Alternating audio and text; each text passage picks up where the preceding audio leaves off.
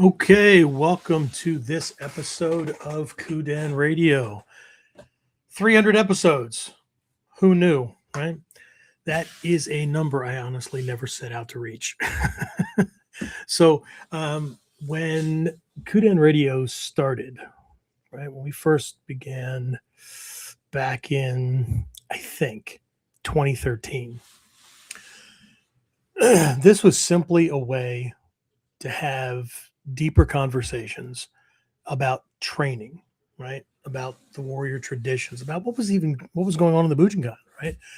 And about how these lessons actually apply, right, in today's world for real world self-protection. Needless to say, over the years, the show has evolved, right? If you've been around for a while, you know, right? The discussions became deeper, right? The questions became harder. And somewhere along the way, Kuden stopped being just a martial arts podcast or a ninjutsu podcast, or just from the perspective of like just being about physical skills, right? And started becoming something more. So tonight, we're at episode 300. But more importantly than the number is the question, I think, that it raises. What have we learned along the way? And where does the path go from here? Right? So let's talk about that. Right? We'll do that as soon as we get back.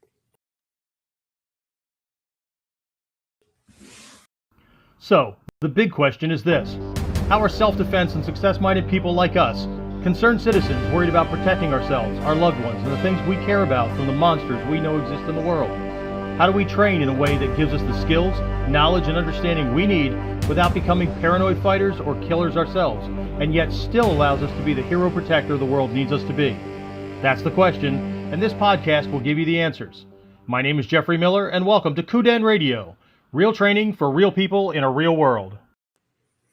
All right. And we're off to the races, as they say. So, well, before we jump in, we'll do what we normally do. James, who do we have on? Not sure that a whole lot of folks are going to be on. I had a really, really, really busy day and did not get like social posts out and get emails sent out. Bad ninja. Anyway, do we have anybody? We do. We got Kyle and Alan Awesome. and Carl. It's amazing what I have to do to get some people to show up for a podcast. No, it's okay. He gets in when his schedule can. I don't know. He's like halfway around the planet 2 different ways. So I don't know. In May, I'll be in Japan, so I'll be the closest if he wanted to, like, you know, hop over and punch me in the throat for making comments about him or something. Who knows? He'll be out of his jurisdiction, though. Anyway, all right. Cool beans. And Victor just checked in. Victor, awesome. Victor, what's your vector, Victor? For those old shows? No, anyway. Okay, so I don't know if anybody's noticed or not, but I made some changes, right? So just like we did at episode 200, which, by the way, I know some of you guys were on for episode 200. I promise not to have this one go as long, but we got Jabberjaw, right? Anyway, that speaks volumes that people that were on for episode 200, that was 2 years ago. Dude, what is wrong with us? I don't know. It's that commitment to things. Yeah, two years, right? But then we made a change to the logo and made some other adjustments and whatnot. And I was not able to get everything done I wanted to accomplish in a week, right? Since last episode. So you'll see some other changes happening along the way. The intro video is going to change a little bit, that kind of thing, because I you'll see as I'm talking about this, as we go through, then I want to bring things more in line with what we're currently doing, right? And that's a good thing. I think it's a good thing, and I appreciate everybody's what would you call it? Your dedication, your trust, loyalty. I know those are strong words, but yeah, I really do appreciate it. So anyway, that being said, let me bring up my notes here so I don't get lost in my own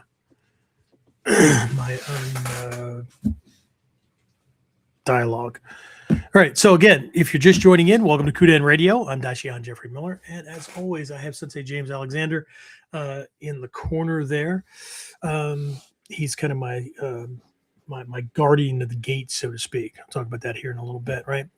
But again, if you're just joining in tonight, we reach another milestone, right? Episode 300.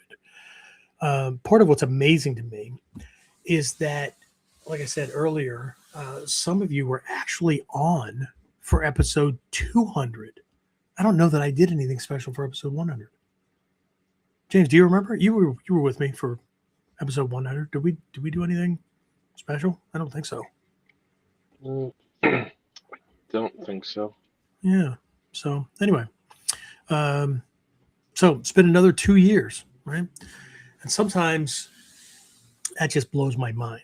Right? When I stop to think about it, that's practically every Monday evening, including all but one or two holidays. Yeah, James.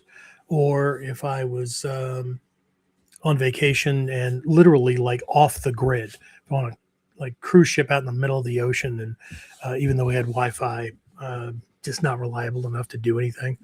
So, but again, it does. It blows my mind, right? Anyone who knows me will tell you when I commit to something, it'll take something catastrophic to knock me off course or make me quit. Or or my own ADD kicks in and I have too many things going on at one time and have to kind of jettison something or at least put it on hold. So, the goal of this episode is to obviously reflect on where we've come from, but also take a look at where we're going. But I really want to hone in on this idea of evolution, not just for the podcast. This is never just about the podcast, right? It's a natural state of things, right? For training, for our own progress, right? It's been said that if we're not evolving, we're dying. Okay. So let's start there, right? When the podcast first started, back in, again, to my best research, because I really wasn't keeping track, right? I think it was back in 2013. It wasn't part of some long strategic plan to build a massive library of material. James, when was the last time you and I visited that? Like how much we had just in audio form? Remember that old service we used to use, that instant teleseminar kind of thing, right? Was that 2 years already? Or maybe even longer when we looked at that? And at that point, we had, Jesus criminy, would we have like 1,400 hours? Or something like that. Just over there. Yeah. Just over there from like free webinars and like coaching calls and stuff like that. Right. Jesus criminy. Right. Just the amount of lessons and archive material that we have. Holy crap. Anyway. But when I started out, it wasn't to start out that way. Right. It was simply a conversation. And I can't even, I think it was Sensei White, one of my black belts. He was in radio, literally.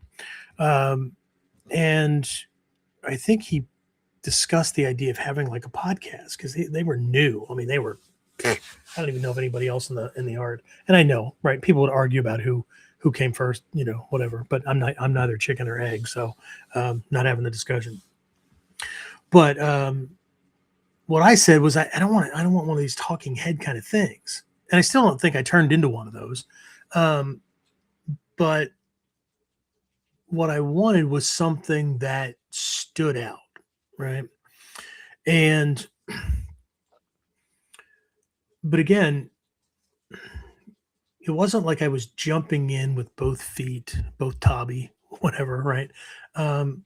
It started out being, like I said, a conversation and uh, a test, right? A test to see if an idea that I had for format, right, and a vision that I had at the time would be something that students would be interested in, right?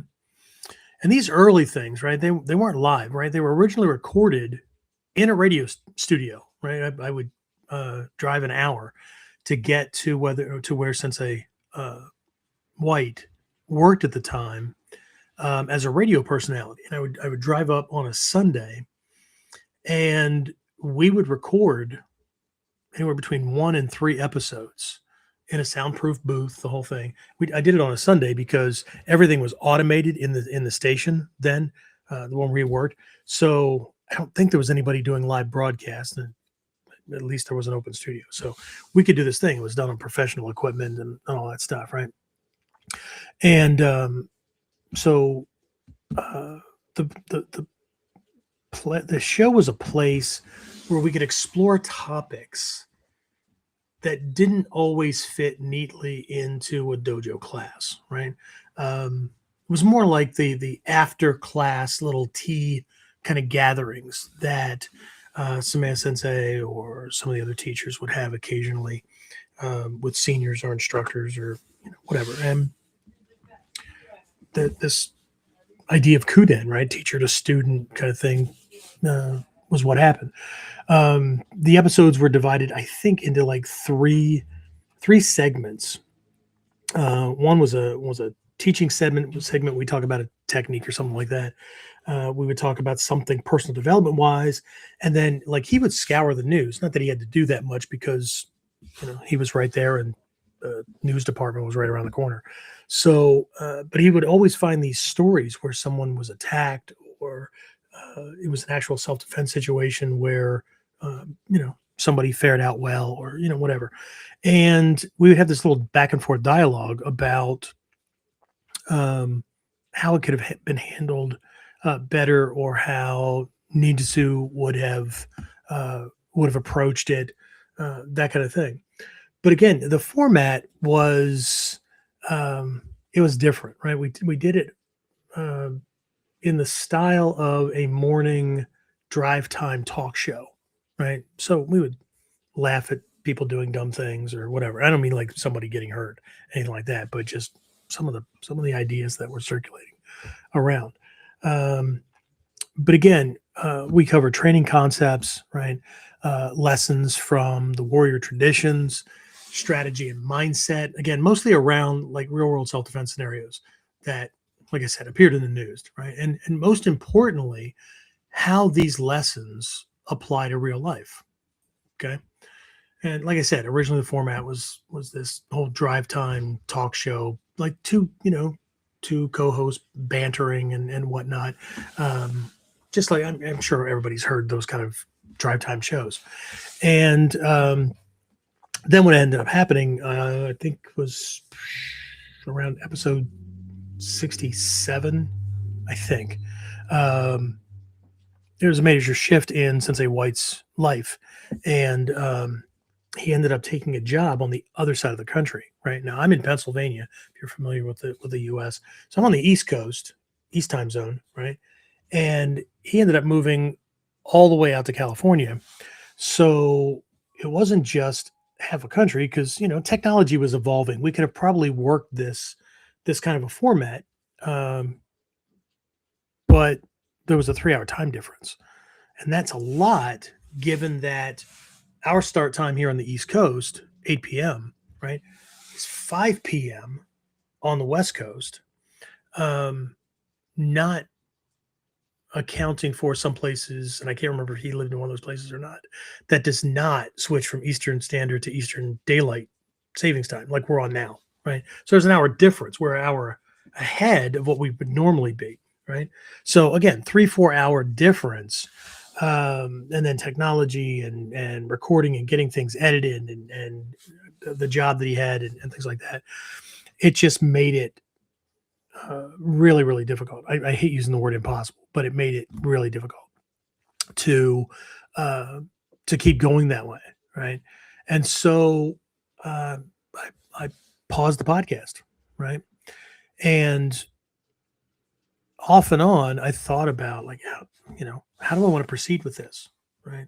Um, Kept checking to see, how his life was going and all that. And he was an avid. He grew up in a racing family, so he got back into drag racing and all kinds of stuff. So, well, anyway, um, so it just kind of hopped on. And the again the episodes before that, they weren't out regularly. Like I said, we would record 1 to 3 of these things to kind of plan ahead. And then they would be posted to Facebook and whatever, and then we would promote that they were out and whatnot. So over the course of a couple of years, right, inconsistently but pre-recorded, these episodes came out, right, and then like I said, my best recollection was I took about a year and a half, maybe 2 years, to rethink things, right? But either way, in 2021, after rethink of the format, the outline, the direction, that kind of thing, right? We restarted. Now I say we because I always include Sensei Alexander because he's been with me since episode, which one, 70 something. I don't think I had too many before you jumped on. Somewhere around there. Yeah, something, right? So anyway, but I started with these things, right? This time live, right? This time weekly. I think the first one I did, maybe, or the first couple were recorded. Maybe not. I don't know what was I using at the time. I think it was the same thing I was using when I did what Warriors Whiteboard Wednesday. Either way, right? And so it was just me, right? So it started back up, right? I didn't restart the number count or anything, right? But again, right, the whole idea was with deeper intention. This time I was going to I was going to be in for the count, right? And again, that was episode 68, right? If anybody's seen that one, it's a long one too. In that one, I took some time to explain my own backstory, right? My why, not for Kuden, right? Not for why the podcast, but the why of my journey from growing up in a violent, abusive home to how that led me to becoming a soldier and a police officer, right? An attempt to not ever live with that kind of fear or terror or whatever ever again, but also to help other people, right? And then trying to learn how to first, right, protect myself, and then again branching that out to other folks. And then, like I said, shortly after that, I brought Sensei Alexander on with me as my, we'll call it producer, right? Because he's running the tech in the background and whatnot, but also like my ninja in the shadows, right, so to speak, right? My go-between between you and I, and as a security guy, right, at the gate, right, protecting the integrity of the show from those who might try to hijack it. And if you've been around since those early days, they have. James, do you remember some of the hijacking that went on? So we got a handle on yes. shutting down the chat so it didn't show up like on screen and whatnot. Oh, we had some anti-Semitic guy. We had, oh my God, right? Some self-proclaimed guru jumped on it one time, and just all kinds of shit, right? So yeah, lessons learned. Yeah. Oh, yeah. So yeah, and from there the show really began to grow, right? And somewhere along the way, something else interesting happened. What began as individual episodes slowly turned into something else. And believe it or not, it wasn't by design, right? Um, but based on questions, based on uh, my own growth and continued exploration of the art and interactions with Hatsumi Sensei and other master teachers, and just reflecting on um, uh, my own life experience, both on the streets, undercover, that kind of stuff, but also on the personal development side, right? All of that, right? Um, like I said, the episodes turned into something else. They turned into a body of conversations, right? And we've kind of always opened these things up. If you're on live when we're doing these things, right? We open it up and see if anybody has any questions, comments, those kind of things. As long as they're appropriate, um, those kind of things has happened. And the other cool thing that, and I know I poke fun at it and things like that, right? But folks actually started, like, Kuden regulars, right? Started interacting with each other when they're on for the show, and everybody's saying hi and all that kind of stuff, back and forth in the chat, and sharing information and things like that. Right, James? We make fun of them, but but yeah, I mean, people have developed peer relationships and friendships and things like that way. That's cool. I think, right? Um, well, I think what's cool is that the show's recorded, so if they miss anything, they can always go back and re-listen. But um, the other thing that occurred was that lessons, these conversations were lessons that build on each other. Right. As a matter of fact, I have a series. I've got to pull my notes out. I just the fire at the dojo that causes to move and all that. I had a list of these things, and now I have to go back and find the starting episode. So if anybody knows, right, I talked about having this series where I could walk new people through foundational ideas and things like that. That for somebody to get, not just get involved with Kuden and kind of move through logically, right? Because I mean, at this point, 300 episodes, right?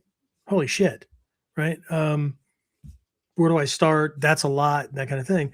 So well, I want to get back to this. I think it originally started out being like a 10 episode series to walk folks through different aspects of being a student and training and those kind of things. James, you know what I'm talking about? I think, So, yeah. So, but then also now we can draw connections on common themes through 3 episodes, 5 episodes, not 7 episodes, whatever, right? And so I'm going to set some things up on Online Ninja Academy in that Kuden section where if you're new to Kuden, right, start here, right? And then it'll put you on a page with these, maybe it turned into 12 or 13 episodes where, because a lot of people that are contacting me now about like wanting to do coaching and long distance or local training or whatever have talked about binge watching or binge listening to all these episodes before they contact me. So this would just make things easier, right? So if you're new, then right, here's this kind of an onboarding series, right? If you're interested in this topic, right, here's these 3 or 5 or whatever episodes. So we can begin to draw links around. So it's not just shit thrown in a closet, right? There would be more logic to things if folks were looking to work on specific things, right? But again, these were lessons that build on each other, right? Ideas that connect across literally now years of discussion, right? So if tonight happens to be the first time you've discovered Kuden, you're not just stepping into a single episode, right? without sounding all woo woo, you're stepping into a path that has been unfolding for quite some time. Right? We're looking at well over a decade, right? So, but if you are a regular, right, you know that last week I asked regulars, right, the listeners and whatnot,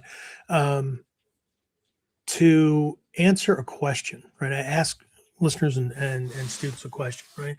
And that question, right, paraphrase here a little bit because I don't have it right in front of me. What's the biggest lesson that you've learned, or most significant lesson, right, that you've learned from Kuden or from a Kuden episode, right? Or your study of ninjutsu, right? That's really changed how you do things, right? Whether it's in the dojo or it's in life or whatever, right? But it's had that significant of an impact, right? That it's changed how you do things for the better, right? It's now a part of like who you are and like you do this thing on a regular basis, right? Could have been an insight, could have been something that you're actually doing, could have been martial self-defense wise, could have been whatever, okay? And so during this episode, I'm going to share. I pulled 8 of these that came in, and I got to tell you, like most of them, with the exception of the person and like the specific wording, right? That they're very, very similar, very similar. So yeah, let me just do that now, right? I'll share one of those responses. Okay. So this is from Victor, right? He's actually a Bujinkan teacher, originally from New York, and he's moved to Florida, right? So he's known as Florida Budo if you're on Facebook or any of those other places where Victor Guru hangs out. I'm just kidding, right? So anyway, he's also one of my Ninpo Masterclass students, right? So, and I'll talk about this later. He's actually on the list of folks that are going to Japan on this next trip. So I'll just read this thing, right? So it says, I'm a big fan of Kuden Radio and I strongly recommend it. The episodes have given me deeper insight into how to connect what I'm doing physically with what I'm trying to accomplish tactically, especially around timing, pressure, and decision making. More than once, I've gone back into class with a clearer understanding, getting more out of the same drill because I was paying attention to the why. And he just finishes up with congratulations, Shiso Miller, on an amazing accomplishment. Okay. Thanks, Victor. I appreciate it. So what I love about that is that it reflects something that many people eventually discover in their training, right? And that is deeper lessons often appear long after the techniques themselves, long after they learn the skills or the drills or whatever, right? And that's called evolution, right? That's we're introduced to new things at different levels, and so we take them back to things that we learned and we insert them in to make things that we thought we had even better, right? So yeah, anyway, 300 episodes. So I know earlier I said when I think about that, sometimes it blows my mind, but there's another part of me that knows that 300 episodes might sound impressive, but time alone doesn't prove anything. It doesn't produce mastery. It doesn't, it doesn't mean for much. I mean, we've talked about things in previous episodes about the difference between somebody who's on the job, right, and applies for a promotion, maybe in the leadership or something like that. And, they've been on the job for 20 years. It's that seniority thing, right? Then you got somebody else that's been on the job for 6 months, right? And they apply for it. But the guy that's got 20 years, he stopped learning 19 and a half years ago, right? Once he learned his job, right, he just doing that thing. the guy that has been at the company for 6 months has been doing correspondence courses. He's been increasing his education, getting certifications and all that kind of stuff. And he's constantly growing and developing more and more skills, more and more understanding, that kind of thing. But many companies have that policy where the guy with the seniority is getting the job. And then they can't understand why they've got people that are mediocre in leadership roles. So it's the same kind of thing, right? 300 episodes may just mean that I'm too fucking stubborn to quit. You know, in the martial arts, somebody can train for decades and still remain at a beginner's level of understanding. Okay? And someone else can begin to see deeper principles way earlier, right? If they're paying attention. So, oh, they're coming to get me. I don't know if you can hear the sirens outside, but I don't know. Anyway, so yeah, in martial arts and really in life, right? The passage of time matters far less than the evolution of understanding. That's one of the biggest things I got from Hatsumi Sensei, senior Japanese master teachers, Reverend Jikai. Just it's depth and breadth of immersion and connection and research and understanding and those things way over how technically crisp somebody's technique might be. And I know that's blasphemy in the martial arts world, but I don't care. Right? Most of you know that as well. Right. So anyway, let's take a look at another one of these reflections that another listener had sent in to me. This is from Jeffrey Fletcher. He's speaking of being on the other end of the country. And he's another one of my Ninpo Masterclass students. He's been in the program for, is this his second year, third year? James, do you remember? Jeffrey's one of those guys that will sign up for an entire weekend seminar and just do it through Zoom in uniform the entire weekend.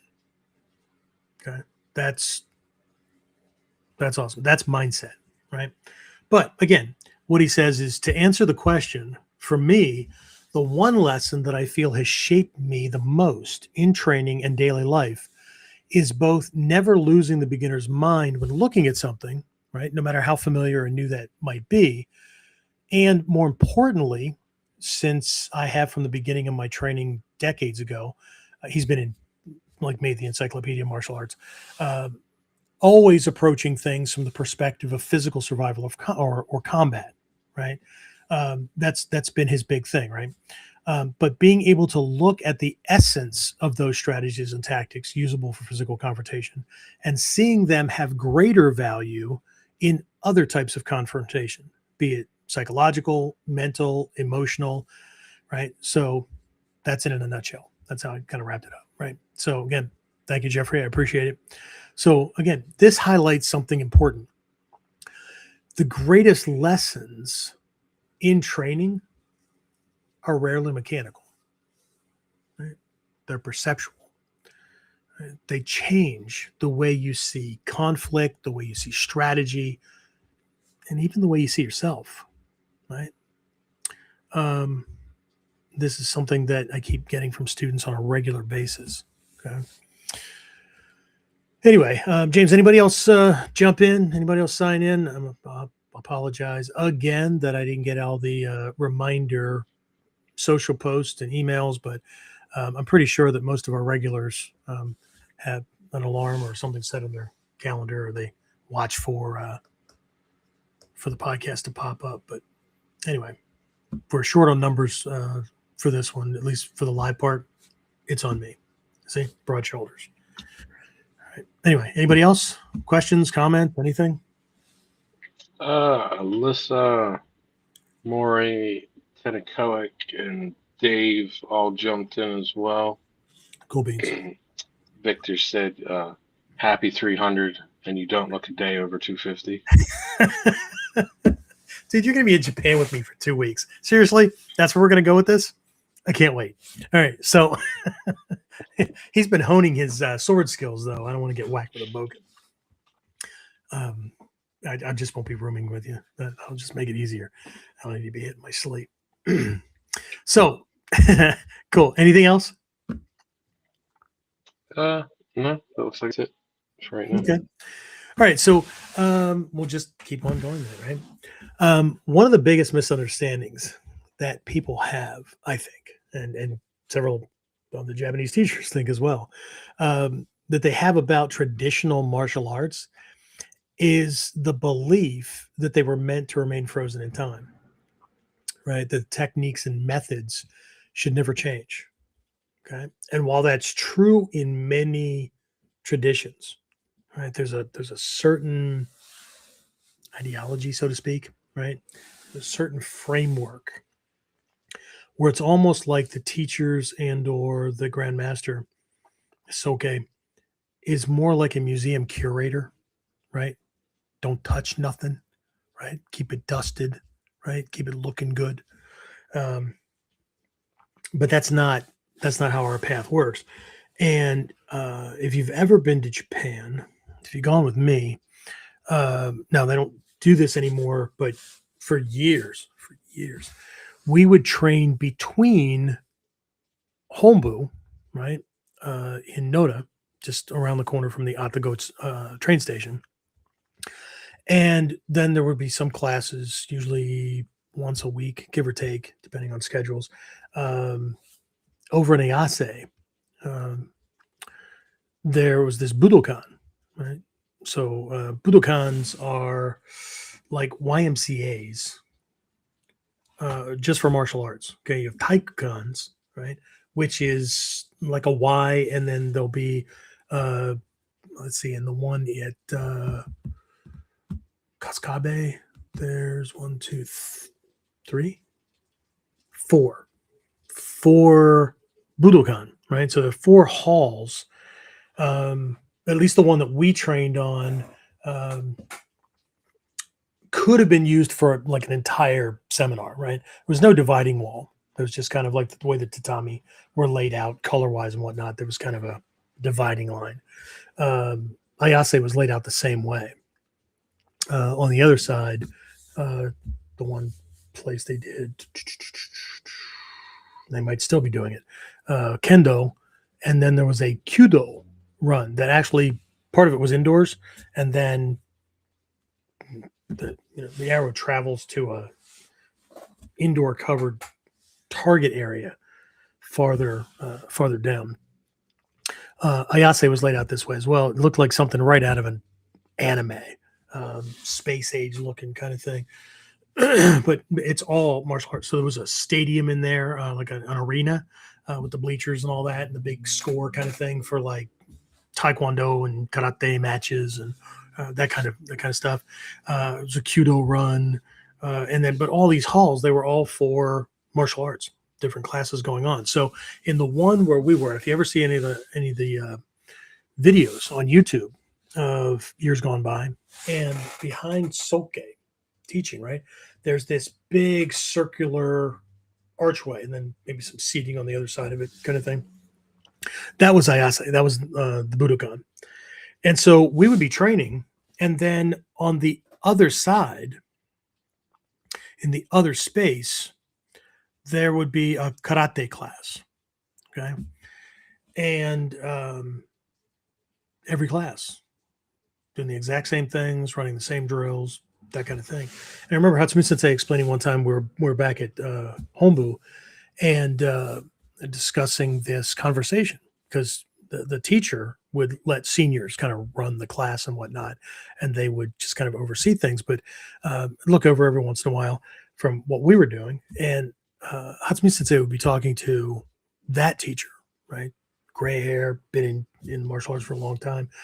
And he would, senior students, he would be looking over to see what we were doing.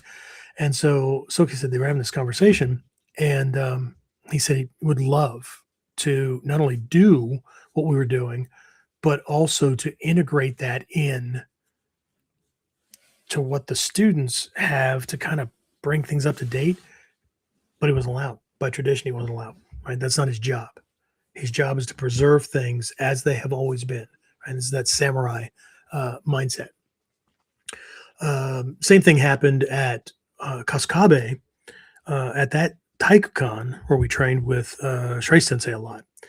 And so we would be training, right? We're over at the windows, far side of the hall. And then next to us, there would either be a karate class or there would be an Aikido class. Same thing, same drills, same throws, same things. Their class would be, where we would always be working something different, always wrapped around balance and the principles and concepts. But it was almost like they had this unchanging routine. And anybody that's ever been in things like that, I'm sure you know what I'm talking about, right? The only time you really had a break from things was maybe randori or sparring kind of training. I don't want to speak for everybody, but that it was like two different approaches, two different, drastically different ways of doing things. Okay, so, but historically, at least for us, right? That's this never changing kind of thing. It's simply not true. Okay, and historically, based on my own research, right, that kind of ideology where things kind of got set is really a product of the end of I'm going to screw up the eras, I always do, but like into the Meiji Restoration kind of thing, where they literally outlawed combative martial arts, right? And turn things into sports or meditation systems or whatever. And that's really where things got concrete. Okay. But prior to that, right, throughout history, warrior traditions were evolving constantly, right? I mean, of course, battlefields changed, weapons changed, armor changed. Of course, they're linked, right? You got armor, weapons change, armor has to change. Shit, now weapons have to change, right? So anyway, right? But not just that, social conditions changed and training adapted, right? And what survived was not rigid techniques, right? And I know the word traditional and classical in the Bujinkan in our system gets thrown around like candy, like the words wisdom, enlightenment, those. It's warriorship. I mean, it's just nauseating. Once you really understand what's at the root of those things, right? Some of the things that people think are like absolutely historical, like all the way back, actually were things that Toda Sensei took the principles and concepts and created expedient forms to give to Takamatsu Sensei to develop certain skills. And that's where they got started. So we're not talking hundreds of years. I'm talking maybe 100. Maybe. Yeah, probably close to 100 years. Because Takamatsu Sensei died in what, 72-ish? Yeah. So anyway. But again, what survived were not set in stone, rigid, never change, whatever techniques, right? What survived were principles that allowed for and demanded adaptation, right? The ability to perceive, the ability to adjust, the ability to respond under pressure, right? This is where it matters, right? I just had a class with and this little presentation today with some neuroanatomy students from the local university. They're doing this neuroanatomy class, and the professor, she's one of my black belts. As a matter of fact, she's kind of connected to Sensei Alexander, as in like his wife. She's asked me to do this little presentation where they could take classroom theoretical understanding of neuroanatomy, right? And proprioceptors and all this kind of stuff, right? And put it into a different format where they could experientially connect what's really going on, right, in them with this stuff, right? And I told them the same thing I tell students on a regular basis, right? Anybody can do any of this stuff. when conditions are perfect. But that's not what it's built for. It's built for when things are not, by a long shot, perfect, right? And it's about pressure. I was told one time that the training should be tougher mentally, physically, spiritually, emotionally than anything the world could ever throw at you. Now, based on the way people train, I don't know that that lesson carries over, or who got the memos or the post-it notes or whatever. Okay. Anyway, that being said, let's take a look at another one of these responses that came in based on my question. This is from Kyle Von Bon. He trained with me a bunch of years ago. I would say decades, but I don't want to make him sound older than he already is. He's not older than me, so it doesn't matter, right? He's one of my local students. He's one of my Shinobi Kai students, also going to Japan in May. But technically speaking, hasn't been in the art all that long. He's been in the martial arts for a long time. But either way, what Kyle said was, the biggest lesson for me so far has been the realization that the principles and techniques are not limited to martial applications, but also have direct applications in non-physical human interactions and strategic uses in navigating everyday life. So, anybody noticing what I am? Noticing how many of these reflections point to the same theme, right? So, the lessons that last, right, are the ones that change how you think and how you perceive and how you see things, right? How you process the information that you get, right? It doesn't just change what you do or how you do it, right? Way deeper, right? So it kind of leads us into taking a look at how training itself evolves, right? And I think most of my regulars have been training for a fair bit of time, right? And so I'm pretty sure they would see this. There's no argument, right? If you've been training for any length of time, right, you've probably experienced this evolution yourself, right? You just don't see things or process things the same way you used to. And if you've been around for a couple of revolutions around the sun, you probably see many different moments of change, right? But either way, right, at the beginning of training, it's the nature of martial arts. At the beginning of training, the focus is almost always on what? On technique, right? On, like, is this where my foot goes? Where do I put my hand? Right? That kind of thing, right? You're learning movements, right? You're learning kata, right? You're learning mechanics. And this is based on a historical model, the Shuhari, right? Copy, break, transcend. But that's the path, right? It's right and proper, right? But over time, right, something starts to shift, right? You begin to notice things, not just because, you're not hearing the teacher talk about it. You're beginning to notice, right, things like timing, distance, structure, intent, and how these things can change the whole experience, can change the whole thing, right? Eventually, the training stops being about techniques at all. I mean, unless you're learning a new kata, right, that you've never learned before, where you need to get this step by step right,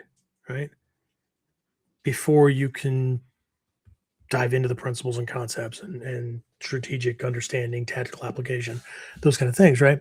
They stop mattering. And even if you do learn a new one, right? Or the teacher gives you another Henka, right? Variation. Shouldn't take you more than 3 to, well, I was taught 1 to 3 times, right? If it takes you 5, then there's some connections not being made, right? I remember one time being in a class with Nagata Sensei, and I got called out to demonstrate a technique. And I did this little wrist reversal kind of thing where it turned into an escape and a throw, right? And I demonstrated a second time, and then I went. Let's see what I do. I demonstrated it 2 or 3 times, and then I went to do it again. He went, no. You see the colors of belts around here? I know what the ranks are, right? If they don't have it by 3, then they're not paying attention, right? And I went over and got halfway through doing something with my partner and got called back out again. And he said, all right, show it one more time. That's all they're getting. At this rank, you shouldn't need to see something more than 1 to 3 times to have the pattern. And then you go back and you shouldn't need more than 3 to 5 times to work out the proper angling, distance, that kind of thing, so that we can actually start talking about what lessons this model is carrying. Okay. But he was irritated. But anyway, so where was I? Right. Again, it stops being about the techniques themselves, right, and begins to become about understanding conflict itself, understanding how to control the conditions that allow for or prevent this person from being able to do certain things. Right? That's why the lessons in the most recent episodes of Kuden have been all centered around controlling the conditions. Don't think about fighting. Don't think about winning a fight. Don't even think about being in a fight. It's all about controlling conditions. Okay. That leads to this next one, right? This is from Chris Picken. He's a Kuden Radio listener, and he also interacts on a couple of different pages that we have on Facebook and whatnot. His answer to the question, right? What's been your, most significant thing? He says why taking Kamae can already be an attack, and how it hinted at Sensen no Sen taking initiative before the opponent even knows that it's been taken from him. Right? And that idea of perception, right, of learning to see what others miss, is one of the most important developments in a practitioner's path. I use a quote from Hatsumi Sensei regularly. If you're on the email list and whatnot, when these things come out, right? The quote is, again, I'll paraphrase, but it's, if you study what others ignore, you'll survive what others can't. And so, again, we're right back to perception, right?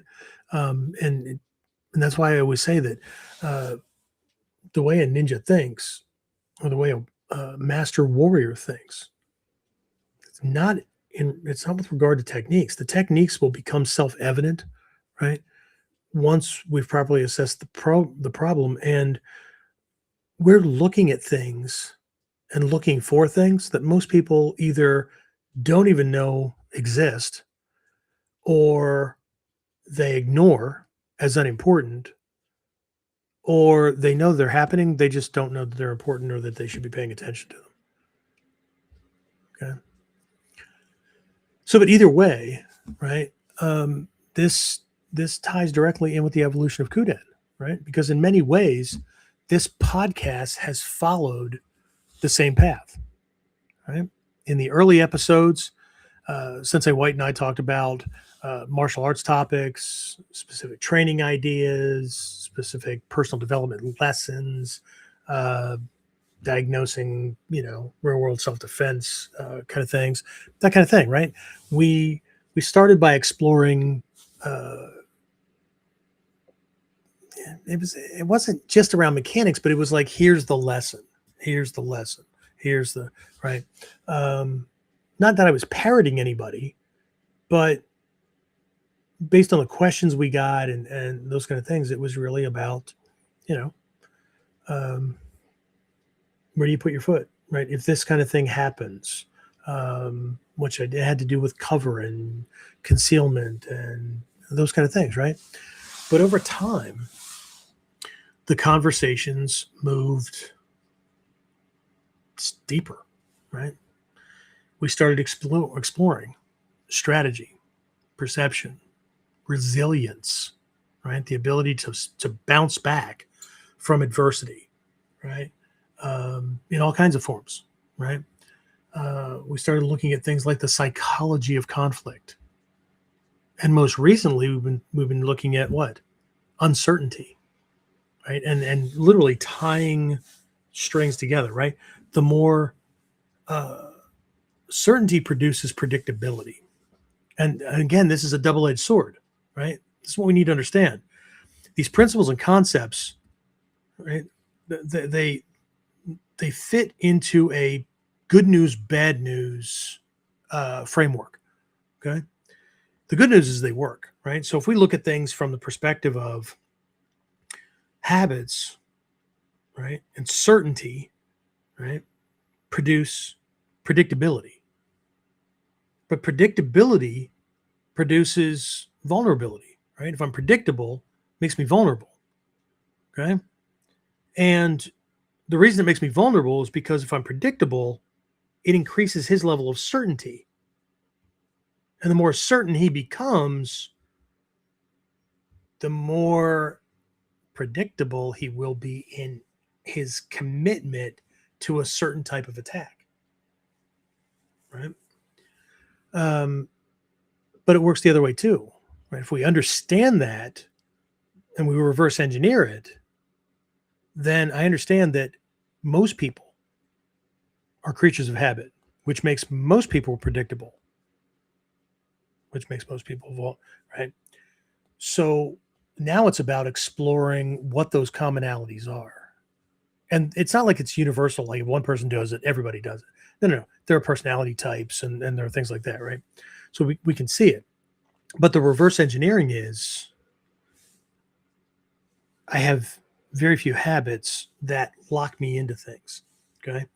And if I do have habit patterns, I have 2 or 3 variations of each of those. Like down the dojo is 3 minutes, not even, from my front door, where before it was 8, right? Literally, I could pull out of my driveway, go down, what is it, James? Not even 50 feet, right? To the red light, turn left, go down 4 blocks, and then drive around the building to park in the parking lot. But I still have 3 different routes, minimum, that I take routinely. Okay. Learned that in my cop days, right? Same thing to the store. Same. Okay. And it's not like I plan out like Mondays I'm doing this, Tuesday. Okay. Because if I'm not predictable, then it's hard for somebody to be certain about, right? So my habits are they include variation, they include adaptability. Then it makes me less predictable. That makes me harder to pin down. That makes it harder for somebody to know where I'll be exactly when. Right. And again, this is no longer like a lot of cognitive load, right? Because I'll just pick a path on a whim, or if there's suddenly a road construction or whatever, no big deal. Right? But if my habits are less fixed, that makes me less predictable. If I'm less predictable, I'm less vulnerable. Why am I less vulnerable? I'm less vulnerable because he's going to be less certain. And if he can't get to a level of certainty where committing to this line is based on, right? Our brains are presumptive mechanisms. They're not neutral, passive, observational devices. I know we would all like to believe that they are and that whatever we perceive is true, right? They're assumptive. And in combat, whether that's an argument or an actual life or death, bullets are flying, fists are flying, whatever, um, they're full on in assumptive mode. Okay. And so he either has to throw something and hope that it lands, right? Let's see what happens. Um, or he gets overwhelmed, right? And the reason he gets overwhelmed is because of that cognitive load. If we learn what we're supposed to be learning and we develop it, right? We do the redundancy work and all that to get things integrated into the system so that we no longer have to think about it. It's these things are no longer what we do. They're so much a part of who we are that we can't not do them ever. They become the new habit, right? Then everything is simplified for us. Okay. That doesn't mean that like survival is easy or simple. It becomes easier.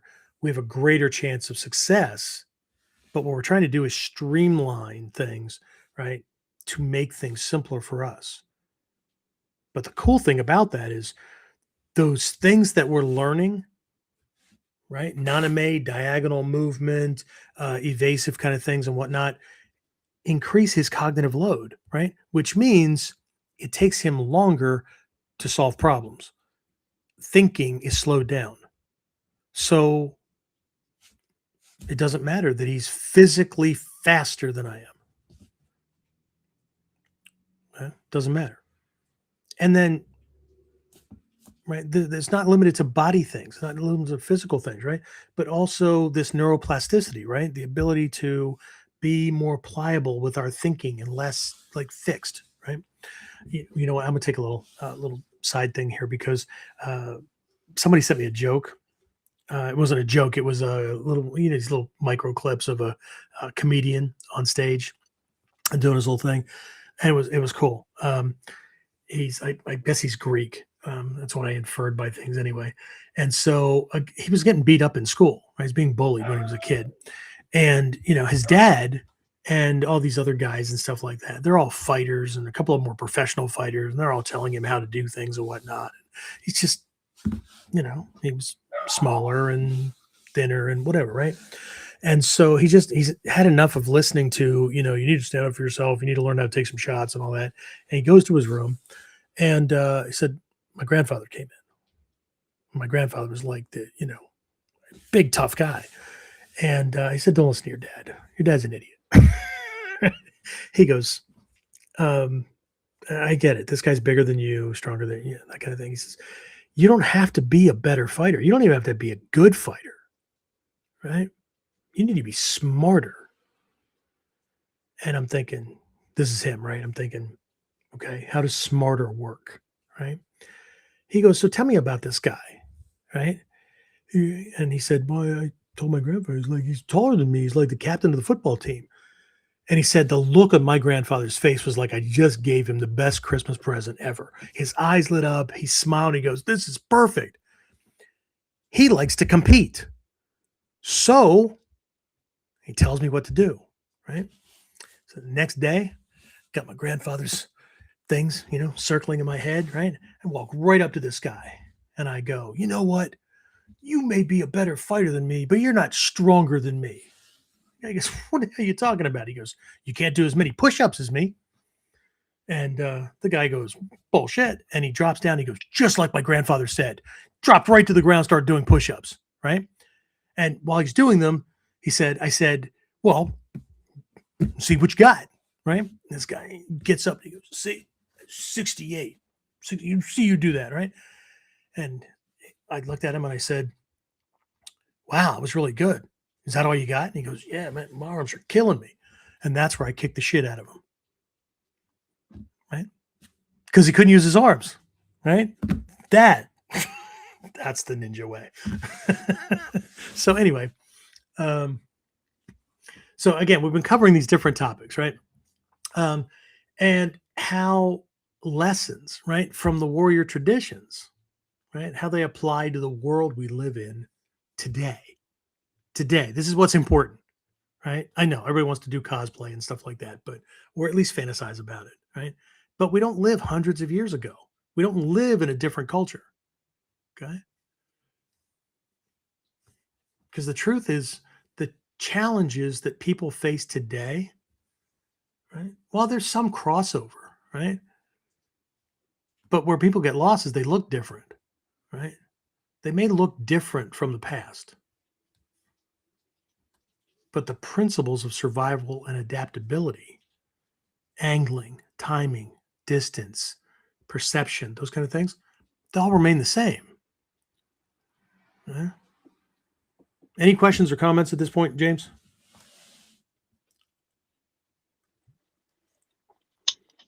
Just Gregory Leonard checked in, said good evening. Gregory, I just saw. I think he posted that he just got like his retirement certificate. So they don't even give gold watches anymore. Well, anyway, so but what I will say is, Gregory, now you have no work-related reasons to not come to a seminar. He lives in our state. Anyway, all right. Thanks for letting me know that Greg was here. Anyway, let's do another listener insight. This is from, who is this from? This is from Richard Pacheco. Richard used to live in our state here and then moved out of state. Trained with me for a while as a minister, and Richard has quite the brood. Lots of kids. Anyway, but he was dealing with some health issues and things like that, and then life changes, right? But what he says is, again, I'll try to get through the accolades. Some of you guys are like cheerleaders for me. I've been a fan of Jeffrey Miller for years. So when I was looking for a new training home, Kuden felt like the right place. Even though I've moved out of state, Kuden Radio has kept me connected in a meaningful way. I've trained in places where the focus was mainly on the physical, but Kuden Radio continues to inspire me to keep training, even if it's one small step at a time, while honoring the deeper connection of mind, body, and spirit. Each show offers a fresh perspective on different techniques, along with advanced thinking, personal growth, and spiritual development. And then he just wraps it up with congratulations on 300 episodes. I truly believe this show will continue to inspire and enlighten this generation and ones to come. Great. Now you just lifted the bar. James, don't you just love that when like a sales clerk or whatever, have a nice day. In George Carlin's words, maybe I had 147 nice days in a row, and damn it, I'm looking forward to a shitty day. But now, because of some loose lip cashier, I've got to go ahead and have another nice day. Anyway, sorry.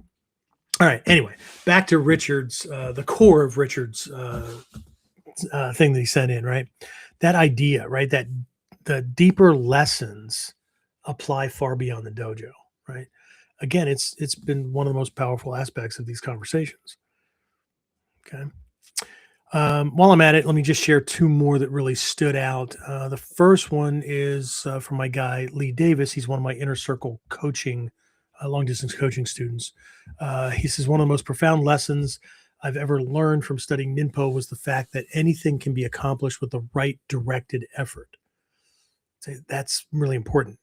Not just with enough effort, not just doing things the right way. That's an important piece, the right directed effort. Right. And then he said the good student's focus is more on Ninpo aspects. I'm assuming he's implying that it's not just, the lower level kind of mechanical things. Right. And then another one, this is one of my early students. He is long since retired and has some physical things and whatnot. Joe Strahovski, he's a former police officer, literally a home study student. He's not long distance. He doesn't live that far from me, but just not getting around the way he used to, right? So, but regular Kuden radio listener. So he says, first off, I must congratulate you on the 300th anniversary episode of the broadcast. I don't always view them at the prescribed time, but I will get to watch and learn from it as I can. I've learned several segments of the human body. What I mean by that is, I'm sure you can recall, we're trained in boxing, wrestling, or some other type of defense just to subdue the suspect. again, he's speaking as a cop, right? Attending your at-home learning has provided me with alternative ways to accomplish the same thing. Being that my walking has suffered greatly and I have no balance, I've learned to defend myself or help others in a totally different way. Right? So, what I appreciate about these particular reflections is that they show how the lessons of training ripple outward, right? And they allow the student to face life's challenges, right? And inevitabilities, right? And still allow us to help ourselves and others, right? And they affect not just how someone trains, but how they approach life itself, right? So, looking forward, right? 300 episodes behind us, but the path continues. I think in a recent episode, I made a reference to something in the only nonfiction or the only fictional book that Stephen Hayes ever wrote, at least I'm aware of, about ninjutsu training. It was called Tolku, um, A Tale of Modern Ninja. I think that was the subtitle. And in this book, it centers around this ninja security group within this Japanese corporation called the Matsutani Shoji Limited. And in the CEO's office, behind his desk, there's this scroll. Not this scroll, but there's a scroll that hangs on the wall. And on the scroll is this poem that reads, 10,000 battles and yet a beginner. That's actually a theme, right, that my black belt candidates have to write on. They have to do an essay on what that means to them, right? I mean, I guess they could read the book and there's kind of a heavy translation in there and stuff like that. But the whole thing is we have lots of experience. We've done lots of things, right? As martial artists, some of us real live self-defense stuff, right? On the job as cops or soldiers, sometimes as civilians or whatever. But the beginner mindset knows that it doesn't know a lot, and it knows that any situation is unpredictable and whatnot. And beginners will tend to do whatever, right, they can make work. The more training and the more set somebody gets, the more predictable they get, right? The more they make assumptions, okay? And they let those 10,000 battles skew their ability to perceive and assess, okay? And so this poem is really about, we've got all this behind us, but the path still continues, right? Just like what that poem is pointing to. One thing that has become clear is that, and again, this is the holy shit blows my mind too, right? Is that many people discovering the podcast today are encountering that huge archive of material, right? So again, one of the things that I'm going to be working on moving forward in the coming weeks, coming months, is identifying a clear starting point for new listeners. I know I have that packet, that series within this series of 10 to 13 episodes that I planned and engineered to be and kind of an introductory path, right, to walk people through. And it wasn't just about it wasn't about Kuden. It was about getting our head in the right place regarding certain aspects of training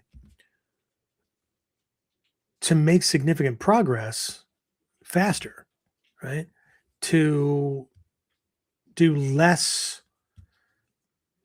chaotic, student shows up in the dojo, no plan, and whatever the teacher teaches, they're going to learn, and then they'll go practice that, and then like now they've learned a lot of things, but which is getting practiced, what needs to be learned now, because other things are dependent upon that being really good. I was just working with one of the Warrior Comeback coaching students, and that's his current task, right? You have all these things, and he's a local student. So when you come to class, stop coming to class completely wrapped around whatever the sensei teaches is fine because I want to learn everything. Okay, well, that's admirable. Okay. So what are you practicing? Well, pretty much everything. Well, that's not true. It's not even possible. You can't practice everything, especially like you've been in training for a couple of months and you learned a dozen techniques. You can't, right?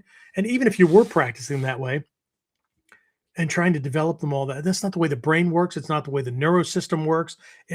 Right? So what we end up with is mediocre skills across the board at best, right? So his task was, right, what three things, what three skill sets, and somebody else working on the skill sets part, what three skill sets are you going to work on at least for this week, every time you practice, okay? So by the end of the week, they're all better, okay? Not 5 skills, not 10 skills, not, well, but if I'm working on only these, what about all those other skills over there? You'll get to those, okay? And there's a cool little process that goes on here. But when you come to class, you're going to have one primary out of those 3 that no matter what the teacher's teaching and no matter what they're correcting, because my teachers, the instructors in my school are taught, we don't increase cognitive load for the student. It's they're struggling enough to learn the techniques.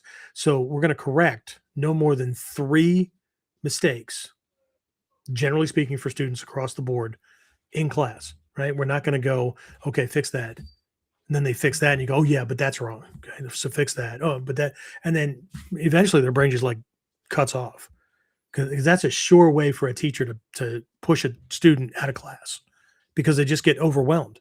Right? They're going to be just like the teacher, or not the teacher, the teenager who can never do anything right, and that's where they get to that mindset of it's pointless. I'm never going to get this. Then they just quit. The teacher assumes they lack commitment, when what really happened is they lack an alien brain that can hold all the shit that the teacher kept having them focus on. So what I said was, every time you come to class, until you get this improvement happening, you're gonna have this one thing that no matter what we're working on, as long as it's related, right? Let's say you're working on footwork or how you're moving your feet to take the step or whatever, right? So obviously, if we're working on rolling or whatever, that's not going to work, right? So depending on what we're working on in class, when we're working on something that's related, that's going to be your primary, right? And then if I walk over and I correct this thing and you, okay, that's cool, right? And then I come over and I correct something else, right? At some point, it's okay to look at me and say, Sensei, what I'm really trying to get a handle on is the footwork kind of thing. Because until that gets fixed, like, I don't think I'm right. I'm going to go, great.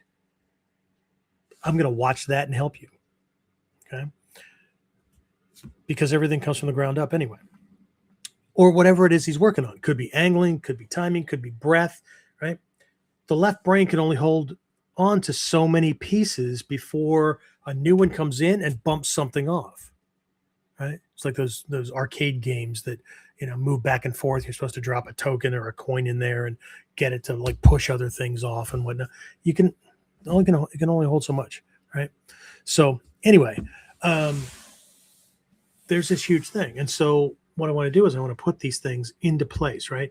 I want to create a way to begin exploring the deeper lessons of the show, right? Without feeling overwhelmed by the sheer size of the archive, okay? Because this body of material has really become something like a long conversation about the warrior path, but there could be these micro conversations about very specific things. So again, I'm going to be grouping certain episodes that fit themes as well, that will allow students to be more precise. I don't feel like they have to jump around, or they don't have to feel like they're overwhelmed. Okay. All right. Before we wrap this up, there was one. It didn't really come in. I asked him if he would, contribute, and what he did was he pointed me to something that he had written as not really a testimonial, but it was something that really stood out to him. And it was a review that he gave us on iTunes a bunch of years ago. And he goes, just use this. So I'm going to close the reflections with this final response. And this is from one of my guys. He is a psychiatrist with an awesome sense of humor.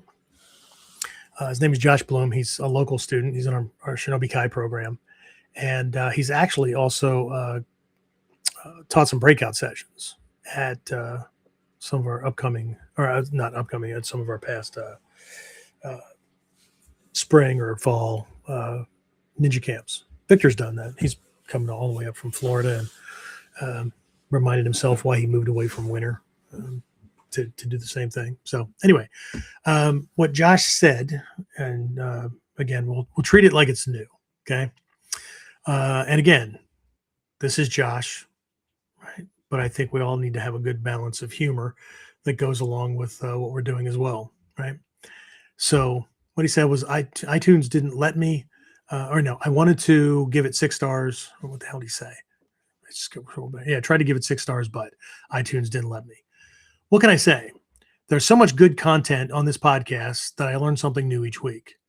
Lesser men might nickel and dime you for these hard-earned lessons from the misty mountains of Japan by charging 99 cents an episode or some garbage. Instead, they give away their knowledge for free in this convenient, easily digestible modern format, something the 16th century ninja probably couldn't fathom, but might, in fact, exchange his left testicle for, if those are things one gives away. Just saying. And that... what can I say, right? I'm going to leave that right there. So this will be the time to start wrapping things up, right? So if these conversations are helpful to you, right? If they've helped you see your training or your life in a new way, then as usual, I'd like to ask a small favor, not flavor. Don't pass any flavors, right? Please take a moment, right, when you have time, to like, follow, subscribe to the podcast, subscribe to it, leave a comment. As long as it's respectful, we're all good, right? I have the ninja magic wand of clicking and deleting things that are asshole-ish. But if you'd like to help to get these ideas out to more people who could benefit from them, consider sharing the show with somebody you know who might find value in these discussions. Okay. All right. Before we close tonight, I also want to take a moment to recognize those who have already registered for our upcoming Japan immersion training trip, our spring trip 2026. These are not just, hey, let's hop on a plane, go to Japan and eat, sleep, shit, and then go to Hombu and do some training, and then whatever. We go to historical locations, all that kind of stuff. You can get details if you haven't already gotten them at onlineninjaacademy.com/Japan-trip. But several students and practitioners will be traveling with us for what will be a very unique opportunity to experience training, culture, and I think, very importantly, historical context firsthand, right? We're going to be going to a castle that the internal security forces were run by Iga Ninja. Okay. Going to be going to some temples and whatnot, and areas that are highly, highly, highly significant to our history. Okay. There are currently only 4 spots remaining. The people on the trip right now are Kyle Von Blon, Alan Webb, my daughter Trinity Miller, and Victor Acevedo from Florida Budo. And Victor said something about maybe one of his students hopping on board too. I'm not sure. I haven't heard from anybody, but what that means is I have 8 slots. It's 8 people and me. I'll be teaching the entire time, and even before we leave. Deadline for registration is April 10th. The reason for that is once a week leading up to the trip, we will be doing classes that will cover culture, etiquette, those kind of things, so that nobody ends up becoming an embarrassment to the dojo, the art, the Bujinkan, whatever, while we are there. Okay. Just get some things out of the way, right? And that way people can feel a little bit more secure. I'll be explaining the Japan Rail pass that we get so that we can move around easily through Japan, the way the monetary system works, all kinds of things, right? Some little social nuances and things like that, right? That happen. And generally speaking, how to not be unknowingly, because I truly do believe that most people don't know any better, but how to not be like most Western tourists in Japan. That includes people who go there for training. Okay. And Japanese teachers have called this not knowing as being embarrassments to the Bujinkan. So that's why I do these classes, right? So the training begins even before we touch down at Narita Airport. Okay. So if joining us in Japan is something you've been considering, now would be the time to take a look at the details before those remaining spots are filled. Right? After that, I'd like to go in the fall, but I don't know. We might not go again until next spring. I'm not sure at this point, but either way, if you know you can't make it, but you want to be put on the list to be notified when other ones come up, send an email to which one should we use, James? Just the general one, maybe. Just send it to warrior@warrior-concepts-online.com, and in the Sure.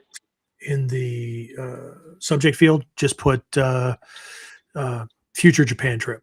That way, I know. Provide your information, that kind of stuff, so that we can put you on a mailing list.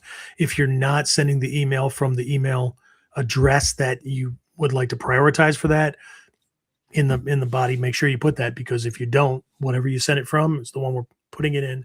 And then if that's not something you check on a regular basis, and that's another thing, people sign up for shit all the time and then they don't check their email, and then they complain because they didn't know that something happened. Whatever. Like I'm supposed to use Kuji or whatever to broadcast it into their brain or something. I don't know. If you're signed up for things and it's important, check your damn email. If you're not checking your damn email, I'm going to assume that's not important. It was a passing interest, like a little kid in a toy store who sees something shiny and they want it. But then when they get it home, they play with it for 5 minutes and then they don't know where the hell it is. Mom gave it away to the freaking community store, 2 years ago, whatever. Okay. But either way, right here we are, right? So 300 episodes. It marks a milestone, but milestones are not endings. Okay. They're turning points. They're, I don't know, records of how far we've come, I guess. Right. And again, just like we did back at episode 200, right? Made some changes. Folks have probably already noticed it's not just fancy artwork that's up. They changed to the logo. It wasn't a change. It was a significant change, right? So I'm using an Enso circle now, right? Most people call it a Zen circle, right? There's a reason for that, right?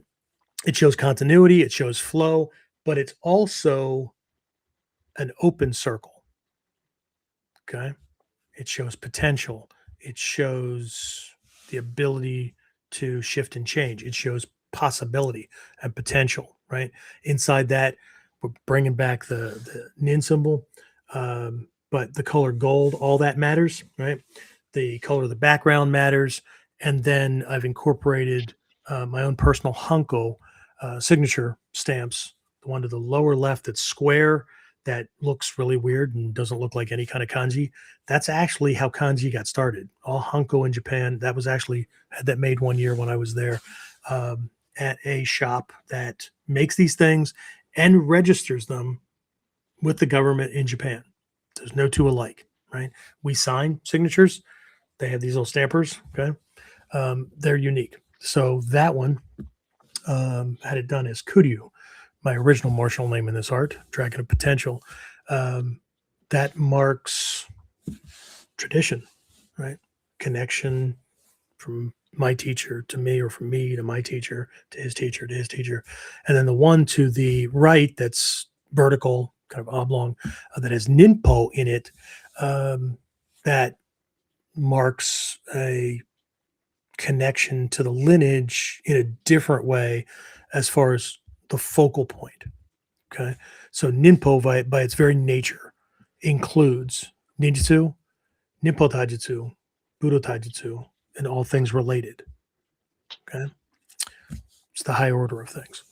Right. So I'm not picking one over another, just like in Mikyo. Mikyo includes these other things that themselves by themselves. Right. Ninjutsu does not necessarily include ninpo. Right. Budo taijutsu does not necessarily include ninpo taijutsu. Ninpo taijutsu, all of Budo taijutsu is in there. Right. Ninjutsu, ninpo taijutsu is a part of ninjutsu, not limited to it. Okay. So it's a reflection of this evolution. Okay. Other changes will be coming around. Right now, the podcast, I'll say Kuden, martial arts, survival, that kind of thing. We've evolved past that limited perspective. So I'm going to make some changes to those so that it, one, more clearly speaks to what we are doing and what we're learning and what we're focusing on, as well as speaking to those who are not yet within this realm, within this context, that could really benefit from what Ninjutsu and Ninpo has to offer. Okay. So again, this is just another turning point, right? And again, the elements aren't just marking this new or this accomplishment, they're marking this new chapter going forward, right? The purpose of the training is not simply to preserve the path or the past. This is not that ideology. It's not problematic to honor it and recognize it, right? But we're not Amish, right? We're not picking a certain point in time and then going, that's it. I'm done. I'm not doing anything else, right? The point of the training is to prepare us for the future. Okay. And the warrior path continues to reveal deeper lessons to those who keep walking it, right? Right. And again, if tonight happens to be your first Kuden episode, welcome to the path, right? There are many more conversations waiting for you, right? And to our longtime listeners and Kuden Circle subscribers, guys, thanks for being a part of this journey, right? Since Alexander and I'm going to speak for him for the moment because he's a man of few words. He's louder tonight than he's ever been. But you have the volume in your mic turned up and you're just trying to assert yourself. No. See, Nope. you get one word. Anyway, right? We do, right? We look forward to continue the conversation with you in episodes ahead. So before I wrap this up, James, any last minute questions, comments, anything like that came in? A couple comments. Alan said, I'd have to say that Kuden has shown me that there is more to Ninpo Taijutsu than just physical training or just discipline. It also involves mental attitude and being a better all-around person. Awesome. See, he does pay attention in class. What else? Maury said, thank you for Kuden podcast. I have watched for almost 2 years now. I look forward to Kuden every Monday evening. It's a great source for understanding the art and a great source of inspiration. Congratulations on 300 episodes. Well, thanks, Maury. I appreciate it. You're connected to Victor, aren't you? Yes. Yeah, see, now I have to worry about him being a never mind. See, you got a student who's eloquent and you got a teacher who says, congratulations on 300, you don't look over 250, right? Just there's just a disconnect, right? Anyway, what else? And Dave said, congrats to all who are going to Japan. You're going to have an amazing experience. Indeed. If anybody gets a chance to hook up Dave Fletcher, you might see it as Dave Fletch, I think, on Facebook. Dave is an amazing artist. That being said, the designs that come out of his head makes me wish that I never end up in there with him. They're very creative. They're awesome. He's got an awesome Zoom background. He designed it himself. It's cool stuff. Anyway, so thanks, Dave. I appreciate it. Anybody else? Victor just said congratulations again, and Penacoic and Gregory both said thank you. Cool. Awesome. And I'm going to say thank you because I couldn't do most of the stuff without James. So, sir, thank you for being on for way too many episodes. I'm thinking you got on in, I don't know, 78 or something like that. Right. Somewhere around there. Yes. I was only like 10 episodes in. And then we did this. And yeah, do the math, people. Right. Somebody else doesn't have anything to do with their Monday nights. All right. So if this conversation helped you see something differently, take a moment to follow the show, explore some of the earlier episodes, right? And subscribe to Kuden Circle over at onlineninjaacademy.com/Kuden podcast. It's Kuden, Koo hyphen DEN, whatever's going to take to get it across. It's not Kuden. It's not Kuden. It's not Kudane. It just right. So it's Kuden, right? It's part of the transmission, the traditional transmission from teacher to student. Anyway, we're gonna let that go, right? Either way, right? There are many more lessons waiting here and many more lessons to come, right? So I will see you on for this week's Warriors Whiteboard Wednesday, or I'll see you in class, or I'll see you on the next episode of Kuden, right? So, James, thank you again. I appreciate it. Everyone, see you next time. Get more of Kuden Radio, subscribe through your favorite podcasting site, or join our clan of serious modern warriors at onlineninjaacademy.com.